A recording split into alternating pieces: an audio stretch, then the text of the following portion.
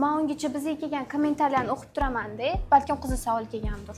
O'zi buni o'qib kulib yubormayman-u. Aslida ham shu qizinglar vashcha chiroyli ekan. Odamlar men bilgan narsam aytadi.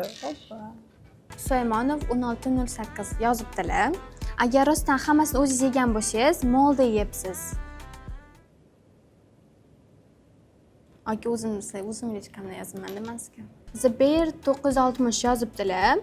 Только sizni ko'rdik. Aka qarang, kommentariy yozishdan oldin so'zingizni to'g'rilab yozishni o'rganing, chunki L dan keyin mягкий znak A emas O bo'ladi.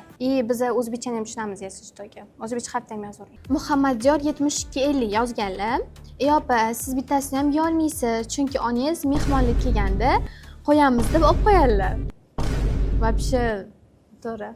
Zo'r hazil. Abdulboriy 09097 yozganlar. Juda ham yoqadi menga shu Nilo kekslari deganlar. Shu akani uyiga 10 ta korobka Nilo keks chiqarib beramiz deb aytgan bo'lardim, agar shu kompaniya menga tegishli bo'lganida. Agar sizlarda ham shunaqa qiziqarli kommentariyalar bo'lsa, yozsanglar, keyingi safar ularga ham javob qilaman.